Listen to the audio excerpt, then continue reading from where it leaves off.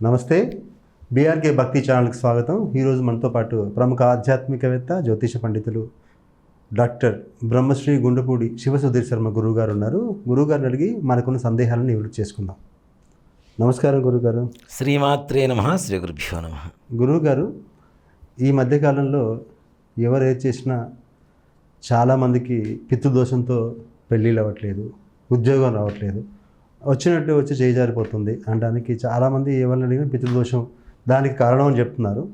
అసలు పితృదోషం అంటే ఏంటి, అది ఎలా మనకు తగులుతుంది, ఒకవేళ అది ఉంటే ఎలాంటి లక్షణాలు కనిపిస్తాయి?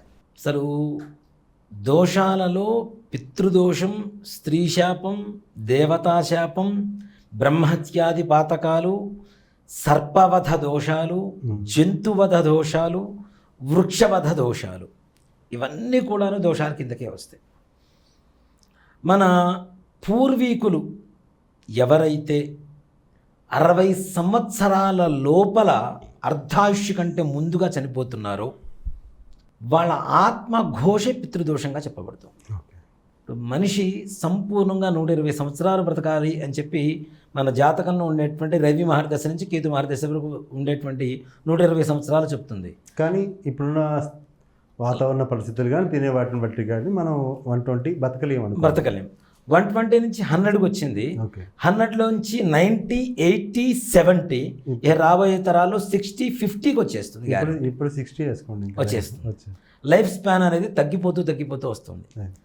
పూర్వకాలంలో అంత బలమైనటువంటి ఆహారం తింటూ వాళ్ళు పనులు చక్కగా దృఢంగా పనులు చేసుకుంటున్నటువంటి వాళ్ళు కూడా కొంతమంది సూసైడ్ కావచ్చు, క్యాన్సర్ కావచ్చు, కిడ్నీ కావచ్చు, లేదంటే హార్ట్ ప్రాబ్లం కావచ్చు, లేదంటే యాక్సిడెంట్స్ కానీ, ఫైర్ యాక్సిడెంట్స్ కానీ, వాటర్ యాక్సిడెంట్స్ కానీ, బ్రెయిన్ స్ట్రోక్ వల్ల కానీ, ఎవరన్నా చంపడం వల్ల, మర్డర్స్ వల్ల చనిపోవటం కానీ, ఎవరైతే 60 సంవత్సరాల లోపల చనిపోతుంటారో వాళ్ళ ఆత్మఘోషే పితృదోషం అని చెప్తాం.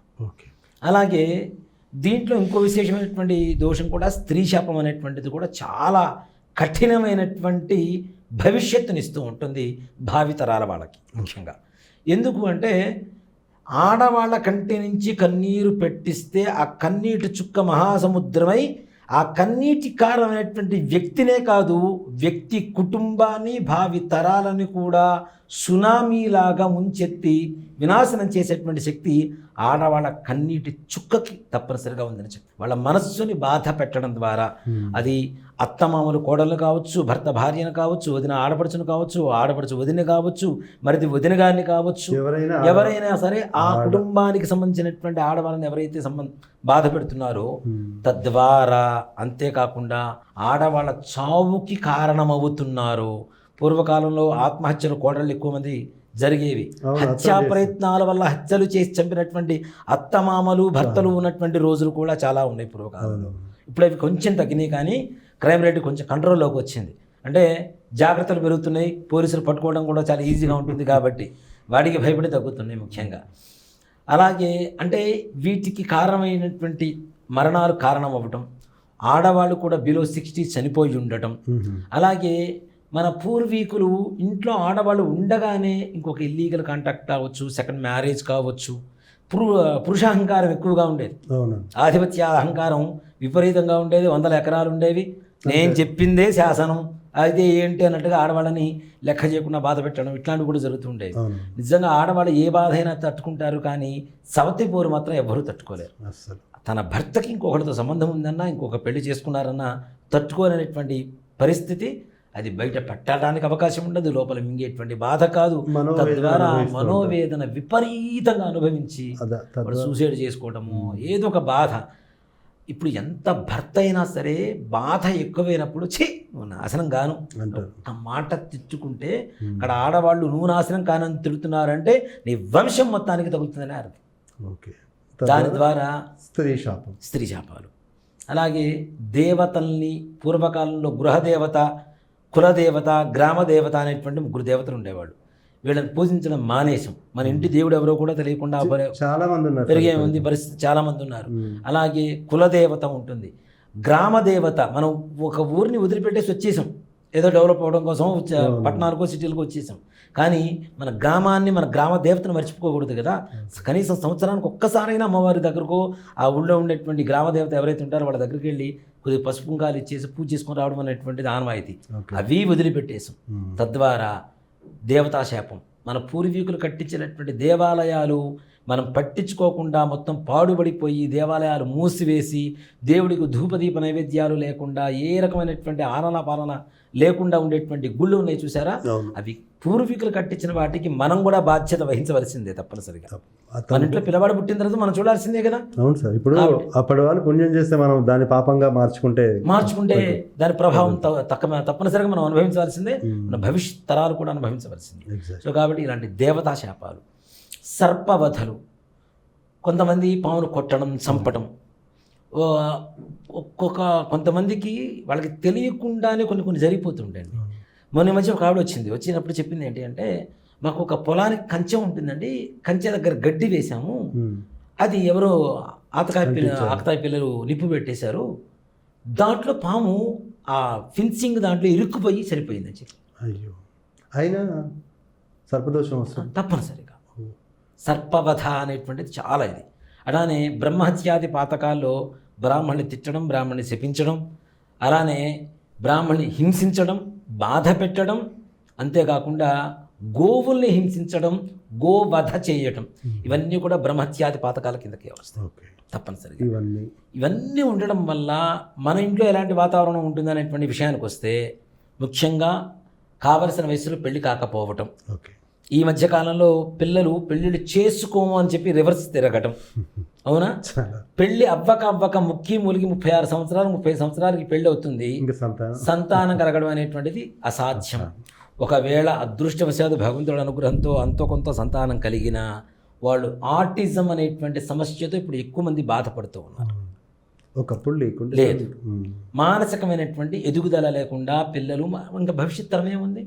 అబ్బాయి ఎట్లా పుడితే రెండో వాళ్ళని కంటానికి భయం, వీడు ఎట్లా ఉన్నాడు, రెండో వాళ్ళు ఎట్లా ఉంటారు అని ఒక భయంతో సంతానలేమి లేకుండా సంతానం కలిగిన ఆరోగ్యవంతులుగా ఉండలేకపోవటం, ఆరోగ్యవంతులుగా ఉన్న కొంత వయసు వచ్చేసరికి దుర్వ్యసనాలు, దుస్నేహాలు పాలవ్వటం, 14 ఏళ్ల దగ్గర నుంచి వీడికి లవరు, సిగరెట్, మందు అని అలవాటు అవుతుంది. ఏ తండ్రి మాట ఏమింటాడు వీడు? దీంతో దుర్వ్యసనాలు పాలవ్వటం.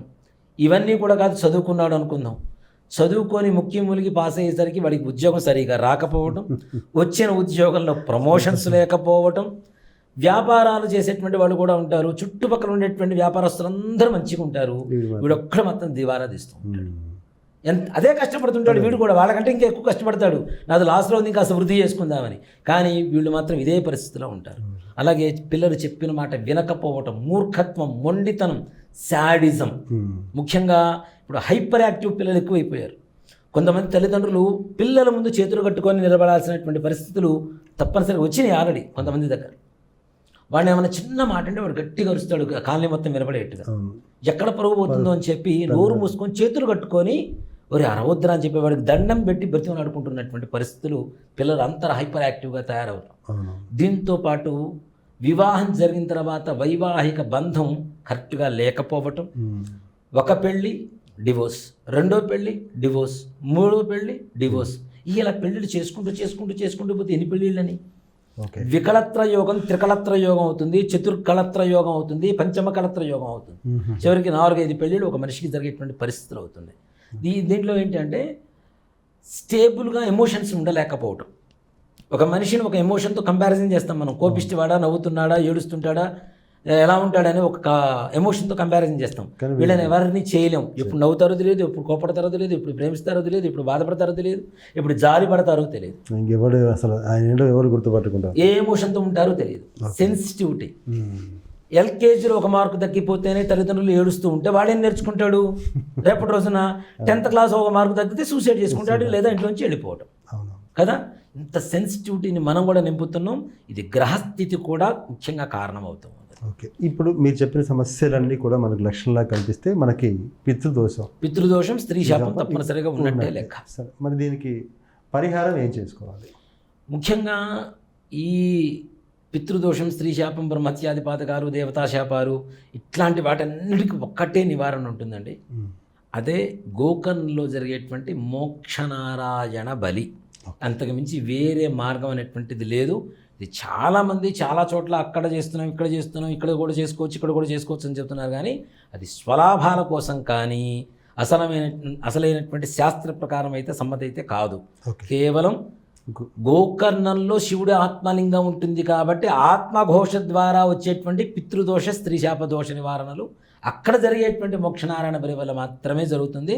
అందులో అక్కడ కృష్ణ యజుర్వేద సంప్రదాయ పద్ధతిలో మాత్రమే చేస్తారు కాబట్టి మనదంతా కృష్ణ యజుర్వేదమే. కాబట్టి కృష్ణ యజుర్వేదంలోనే మనం జీవనం సాగిస్తున్నాం కాబట్టి ఆ కృష్ణ యజుర్వేద శాస్త్రమైనటువంటి పద్ధతిలో గోకర్ణంలో ఆత్మలింగం చెంతన ఉండేటువంటి సముద్ర తీరాన మోక్షనారాయణ బలి చేయడం ద్వారా ఆత్మఘోష నివారణ కలిగి మనకుండేటువంటి సకల కష్టాలు ఏ కష్టమైనా సరే చేయించుకున్న వెంటనే పోవు. అదేం ఇంగ్లీష్ మెడిసిన్ కాదు, ఎనాసనం వేసుకోగానే జ్వరం తగ్గడానికి. చేయించుకున్న కనీసం 8 నెలల నుంచి 1 సంవత్సరం లోపల దాని ఫలితం ప్రారంభమవుతుంది. 100% భవిష్యత్ తరాలు కూడా ఈ యొక్క ప్రభావం ఏదైతే దోష నివారణ చేసుకున్నటువంటి ఫలితం ఉంటుందో వాళ్ళు కూడా తప్పనిసరిగా ఈ చెట్టు కాయని తింటారు. వాళ్ళు ఫైన్, బాగుంది సార్. అంటే అక్కడ చేయించుకోవాలంటే ఎలా? ఈ మధ్య కాలంలో ఏమైనా టూర్ ఉందండి. వైశాఖ మాసం అంటేనే చాలా విశేషమైనటువంటి మాసం అని చెప్పి మనం చాలాసార్లు చెప్తూ ఉంటాం. వైశాఖ మాసంలో సముద్ర స్నానం చేయడం అనేటువంటిది విశేషం ఒకటి. రెండవది, వైశాఖ మాసంలో బహుళ చతుర్దశి అమావాస్య 2 కలిసి వచ్చిన 26వ తారీఖు, అలాగే 27వ తారీఖు ఉదయం 10:30 గంటల వరకు అమావాస్య ఉంది. కాబట్టి ప్రతి నెల కూడా మేము ఏం చేస్తుంటామంటే అమావాస్యకి శుద్ధ త్రయోదశికి తీసుకువెళ్తూ ఉన్నాం భక్తుల్ని. ఇక్కడి నుంచి కొంతమంది తీసుకొని వెళ్ళి మనమే డైరెక్ట్ పూజ చేయించుకొని రావడం. మనం మీరు ఎందుకు రావాలి, మేము వెళ్ళాలేమా అంటే వెళ్ళొచ్చు, దాంట్లో అనుమానం ఏం లేదు. ఇక్కడ రాహుకేతు శుక్ర కుజ గురు గ్రహాల ప్రభావం చేత ఇలాంటి దోషాలు వస్తాయి కాబట్టి గురు అనుగ్రహంతో ఇంకాస్త తొందరగా ఫలితం వస్తుంది. వెళ్ళడానికి 10 సార్లు ప్రయత్నించిన వాళ్ళైనా సరే ఒక్కసారి ఇతనితో వెళ్ళాలి, గురువుగారితో వెళ్ళాలి అనుకుంటే తప్పనిసరిగా వెళ్ళే ప్రయత్నం సఫలీకృతం అవుతుంది. జరగడం కూడా మన ఆధ్వర్యంలో మన పర్యవేక్షణలో జరుగుతుంటుంది కాబట్టి చేసేటువంటి వాళ్ళు కూడా జాగ్రత్త వహించి చేయడం అనేటువంటిది జరుగుతుంది. కాబట్టి ఈ నెల 25వ తారీఖున ఇక్కడి నుంచి బయలుదేరుతాం. మరలా 26వ తారీఖు కూడా ఒక బస్సు బయలుదేరుతుంది. తప్పనిసరిగా రావాలి అనుకునేటువంటి వారు తప్పనిసరిగా రాండి.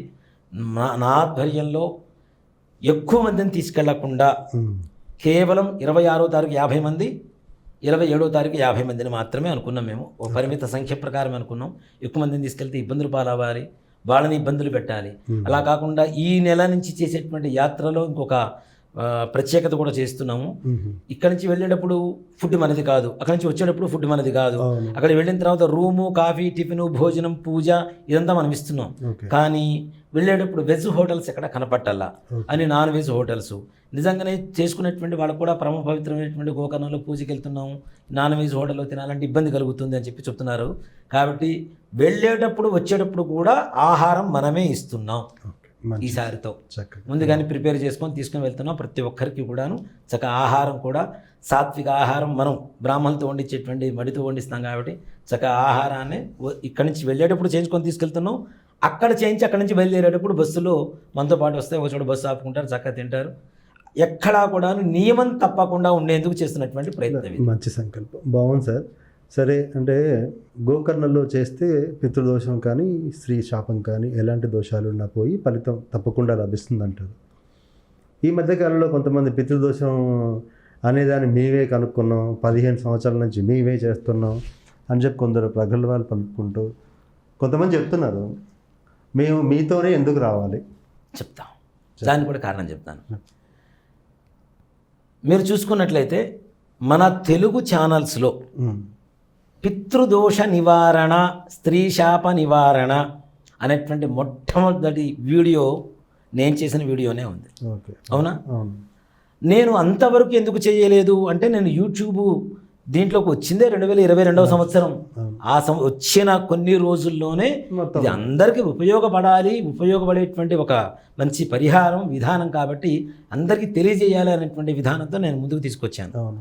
మరి అంతకుముందు వాళ్ళకి తెలిసినప్పుడు 2013 నుంచి 2022 వరకు 23 వరకు ఏం చేశారు ఆయన? ఇప్పుడు చెప్తున్నారు, కొంతమంది చెప్తున్నారు మేమే కనిపెట్టాము, మేమే తీసుకెళ్తున్నాం, 2013 నుంచి తీసుకెళ్తున్నామని చెప్తున్నారు.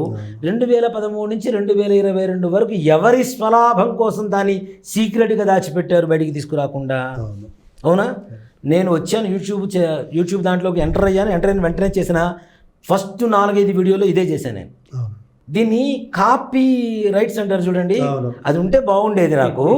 కాపీ కొట్టడం కూడా ఎలా ఉంటుందంటే అండి, మరి ఇంత నీచంగా హేయంగా కాపీ కొడతారని అనుకోరా. నేను వాడేటువంటి పదాలే.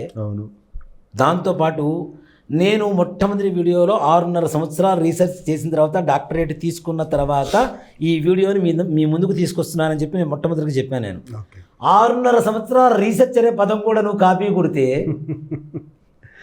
నువ్వు కనుక్కున్నది ఏంటి? నువ్వు 2013 నుంచి చేస్తున్నది ఏంటి?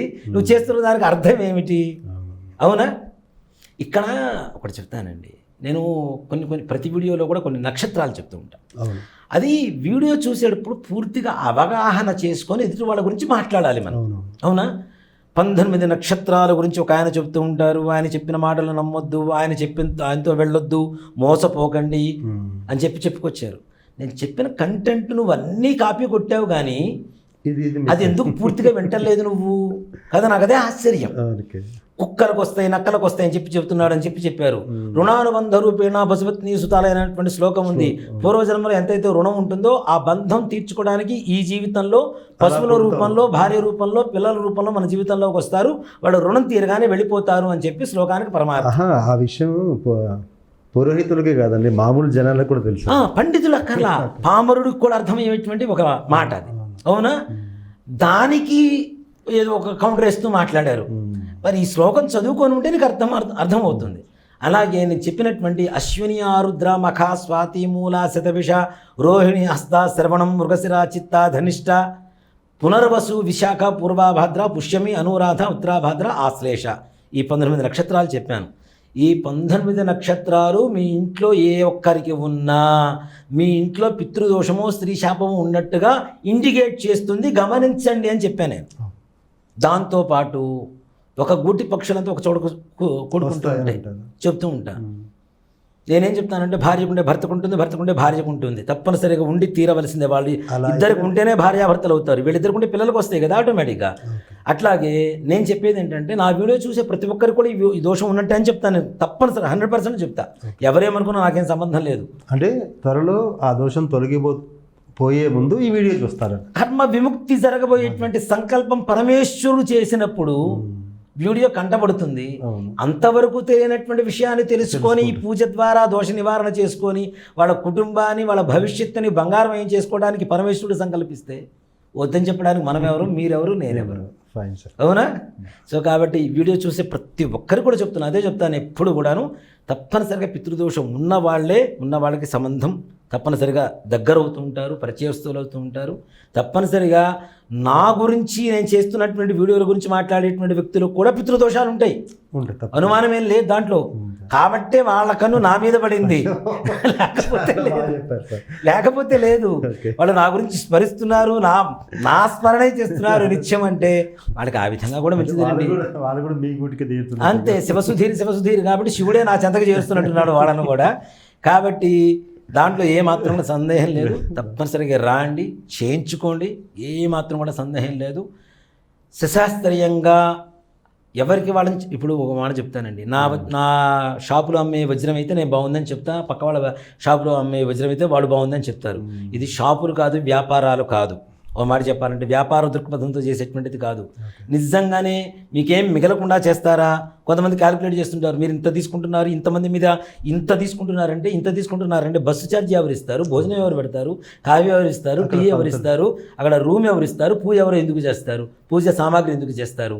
10 మంది కుర్రవాళ్ళని పెట్టి ఏ బస్సుకు ఆ బస్సుకు ఇన్ఛార్జర్ని పెట్టి అక్కడ 2 రోజుల ముందు ముగ్గురిని పంపించి మొత్తం ఏర్పాట్లు చేయించి ఇక్కడ ఫోన్ మాట్లాడుతున్న వాళ్ళకి సమాధానం చెప్పేందుకు ఒక 2 మనుషుల్ని పెట్టి ఇదంతా చేస్తున్నందుకు వీళ్ళంతకు ఏం చేయకుండా ఎందుకు చేస్తారు? నాకు వీటితో పాటు తీసుకెళ్ళడానికి ఏసీ బస్సు స్లీపర్ కోచ్, మిగతా వాళ్ళు మరి వీళ్ళందరికీ ఏం కావాలి? మిగిలిన వాళ్ళందరూ సీట్లలో తీసుకొని వెళ్ళి సామూహికంగా కూర్చోబెట్టి ఒక బ్రాహ్మడు 20 మందికి చేయిస్తూ ఉంటే 20 మంది ఆ చివర ఒకడు కూర్చుంటాడండి. మీ నాన్నగారి పేరేంటిరా అనగానే పక్కవాడి పేరు చెప్పాడు అనుకోండి, తండ్రి పేరు, వాళ్ళ తండ్రికి వీడు పెడుతున్నట్టే వీళ్ళ తండ్రికి వాడు పెడుతున్నట్ట. కదా. అవును. ఇక్కడ ఒక మాట చెప్తానండి, బ్రాహ్మణి మీద నమ్మకంతో, గురువుగారి మీద నమ్మకంతో వచ్చేటప్పుడు, ఇందాక కూడా ఒక స్టోరీ చెప్పాను నేను. కంచి పరమాచార్య దగ్గరికి ఒక బ్రాహ్మణుడు వెళ్ళాట. ఓకే. ఏమిటయ్యా ఇలా వచ్చావు? స్వామివారు ఎక్కడున్నారు అంటే, శివస్థానం అని చెప్పి ఒక స్థానం ఉంటుంది కంచిలో. ఆ శివస్థానంలో పరమాచార్య స్వామివారు కూర్చొని ఉన్నారట. ఈయన వెళ్ళాడు, బ్రాహ్మణుడు వెళ్ళాడు. ఏమిటయ్యా ఇలా వచ్చావు? స్వామి, నా కూతురు పెళ్లి కుదిరింది, నాకు 13 కాసులు బంగారం కావాలి, ఇవ్వు అని అన్నట్ట. ఆయన పట్టుకొని, నేను సన్యాసినయ్యా, నా దగ్గర బంగారం ఎందుకు ఉంటుంది, కాబట్టి పోయి అమ్మవారికి ఒకసారి చెప్పిరాపో అని చెప్పి స్వామివారు పంపించారట. గురువుగారి మీద నమ్మకంతో, అక్కడ అమ్మవారు ఇస్తుందా లేదా అనేది గ్యారంటీ లేదు వీడికి. నమ్మకంతో అక్కడికి వెళ్ళి, అమ్మ 13 కాసులు బంగారం కావాలి, నా కూతురు పెళ్ళి ఉంది, నువ్వు ఇవ్వు అని చెప్పారు. చెప్పేసి అది కూడా రిక్వెస్ట్గా ప్రార్థన చేయలా, నువ్వు ఇవ్వు, స్వామివారు చెప్పారు, నీకు చెప్పమన్నారు, చెప్పా అని చెప్పేసి మళ్ళీ స్వామివారి దగ్గరికి ప్రయాణం బయలుదేరాట. ఇంతలో ఒక మహారాష్ట్ర నుంచి ఒక వ్యాపారస్తుడు గురువుగారి దగ్గరకు వచ్చాట. వచ్చి, గురువుగారు నమస్కారం, బాగున్నారా? అంత బాగున్నారు, నేను మీకు ఏదైనా ఇద్దామనుకున్నాను, తీసుకొచ్చి బంగారం ఇస్తున్నాను.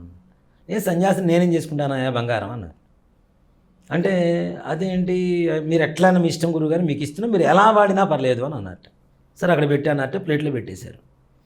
ఆయన వెళ్ళటం, ఈ బ్రాహ్మణ మరలా లోపలికి గురుగారి దగ్గరికి రావటం. గురుగారు చెప్పొచ్చానండి అని అన్నట్ట. ఆ మూట విప్పు అని అన్నట్ట గురువుగారు. అది విప్పాట. ఏముంది దాంట్లో?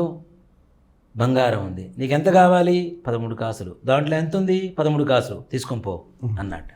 అంటే నమ్మకంతో గురువుగారు చెప్పారని నమ్మకంతో అమ్మవారికి చెప్పొచ్చాడు కాబట్టి ఆటోమేటిక్గా తను వచ్చే సమయానికి బంగారం 13 కాసులు కావాలి, 13 కాసులు బంగారం తనకు వచ్చేసింది.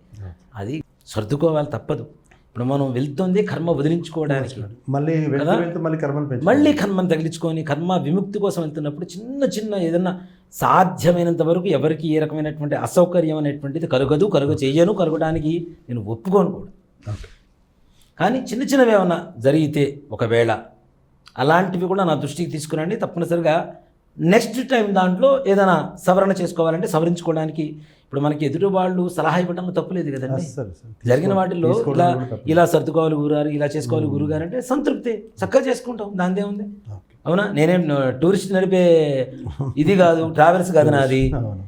కొత్తగా వెళ్తున్నామంటే భక్తులందరూ వస్తున్నారు, వాళ్ళందరికీ కర్మ విముక్తి కలుగజేయాలనే సంకల్పం పరమేశ్వరుడి ద్వారా నన్ను అనుసంధానం చేశాడు కాబట్టి ఆనందంగా తీసుకెళ్ళడానికి నేను సంసిద్ధంగా ఉన్నాను. రాండి, కర్మ విముక్తి చేసుకోండి, తప్పనిసరిగా భావి భవిష్యత్ తరాలకి మంచి బాటని వేయండి. ఫైన్ సార్, చక్కటి విశ్లేషణ. అంటే కర్మ విముక్తి, స్త్రీ అంటే ఈ మనం చేసిన పాప కర్మలన్నీ తొలగిపోయి తర్వాత కుటుంబం సభ్యులందరూ ఆనందంగా ఉండాలి అంటే ఈ చేసుకోవాలని చాలా చక్కగా చెప్పారు సార్. ధన్యవాదాలు. శ్రీమాత్రే నమః. శ్రీ గురుభ్యో నమః.